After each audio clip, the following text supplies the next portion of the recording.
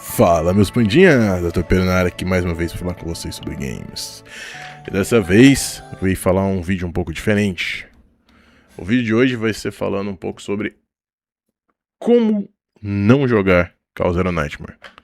Por que eu digo isso? Porque, em geral, normalmente eu jogo esse jogo todo de forma errada. Talvez não todo de forma errada, mas de uma maneira que deveria ser talvez um pouco mais simples para se jogar, da qual eu não consigo fazer isso. Então eu vou falar com vocês sobre o que eu faço de errado durante algumas gameplays. Então, um dos primeiros pontos que eu reparei que eu faço muito errado é eu não ler as skills dos personagens. Por que eu digo isso? Um personagem como Cassius, por exemplo, é um personagem que demanda você entender um pouquinho melhor como funciona o Pop-Eyed Popper, que é a carta que se faz as quests. Levou um tempo pra mim entender um negócio que era, de certa forma, mais simples depois.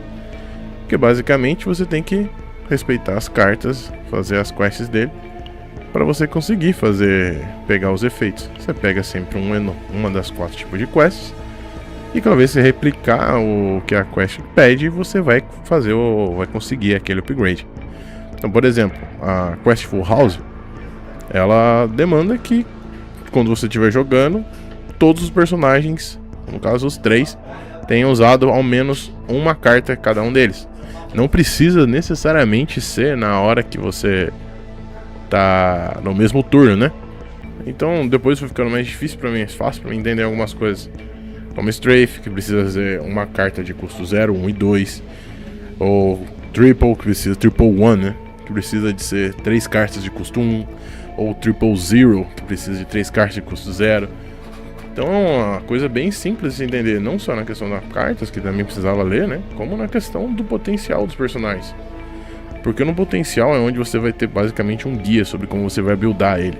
Como, por exemplo, na carta onde você vai ver as partes aqui em amarelo, né? Que são essas 3 partes amarelas aqui, esses círculos maiores, em que eles não têm números, porque ele só ativa eles uma única vez. Neles você vai ter uma ideia de como é que funciona melhor o jogo com esse personagem. Como, por exemplo, e pra mim, pra buildar ele, né?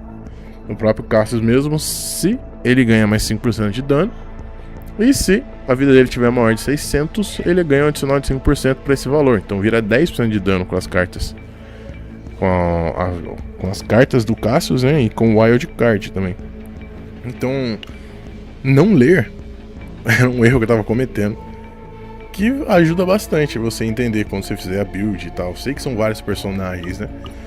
Mas quando você montar um time, tenta ler pelo menos eles, para vocês saberem bem o que vocês precisam fazer e como vocês podem se guiar.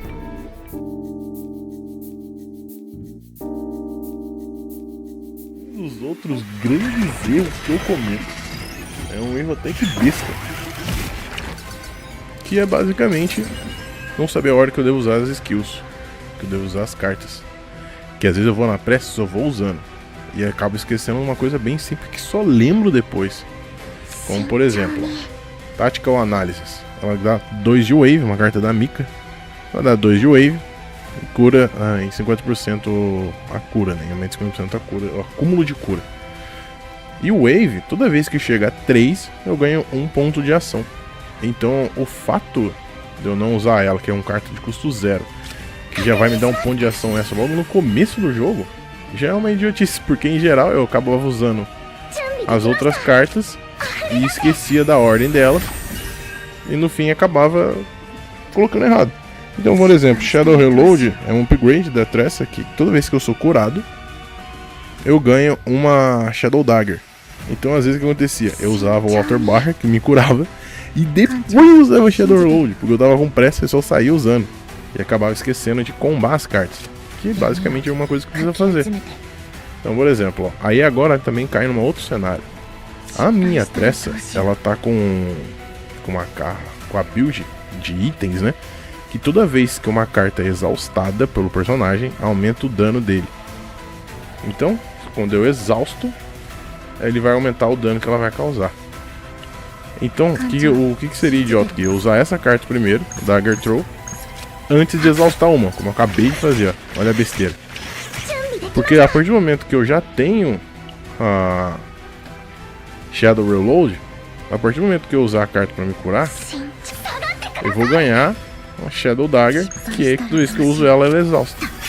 E aumentaria meu dano pra depois eu ter usado a outra carta, que cadê aqui pra gente lembrar? A Dagger Throw. Então não prestar atenção nisso acaba fazendo você errar e às vezes até perder a batalha por uma coisinha simples. Por isso que é sempre bom dar uma olhada. Outro grande problema que eu cometi, na verdade um outro grande erro que eu cometi, foi não ver como funcionavam os eventos. O último evento que teve, que contava inclusive como a gente encontrou a Narja, né? Ele tinha algumas mecânicas que não eram escondidas, mas dependiam de simplesmente ler como o evento funcionava. Eu vi mais ou menos como é que ele ia, pra onde ele ia, o que ele fazia, o que eu tinha que fazer, e eram coisas que eu não fiz.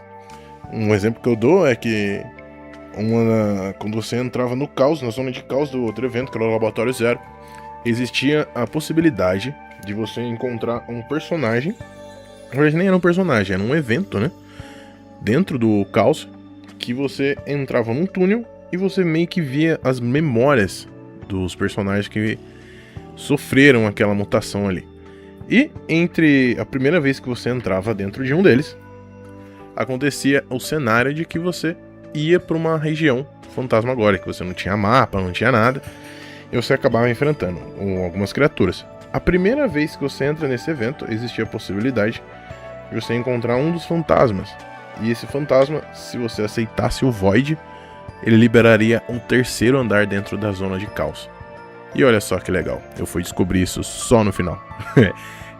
Não ter lido, não ter acompanhado, não ter tentado, né, me fez levar a esse cenário onde eu não consegui fazer todo o evento de uma forma mais eficiente, vamos dizer assim, né? Se eu tivesse dando uma lida, acompanhado um pouco mais, não tivesse tido pressa para fazer todas as outras coisas, eu teria talvez conseguido mais pontuações, melhores cartas, melhores builds e melhores combinações. Isso foi um erro que eu cometi e recomendo para vocês acompanharem para os próximos também. Uma das coisas que eu reparei é como não usar os personagens. Essa é uma parte interessante em relação às builds, em relação às cartas, em relação ao que fazer. Precisa ter consciência de como usar eles e como não usar eles. Por exemplo, a Maribel é uma personagem focada em defesa. As cartas dela são voltadas para defesa. Então, não adianta você querer usar ela como main DPS, por exemplo. Você tá vendo que as cartas são voltadas para contra-ataque e escudo. Ela não vai causar tanto dano quanto cadê aqui? A Meilin ou como a Tressa, que tem um dano relativamente bom. Ou mesmo a Renault. Ela é uma personagem que não é voltada para isso. Então às vezes não adianta você simplesmente forçar uma build querendo que ela dê certo, depois se frustrar porque ela não deu certo. Você gastar recurso, ir atrás das situações, atrás de cartas e você acabar não gostando. Por isso que é recomendado você pelo menos entender melhor como funcionam seus personagens, né? Às vezes o personagem parece que causa muito dano, mas às vezes ele funciona melhor como sub-DPS.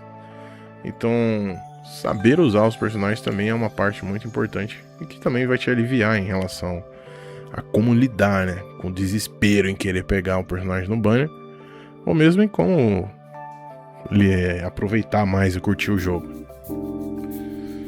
Por fim, o que eu acho disso tudo?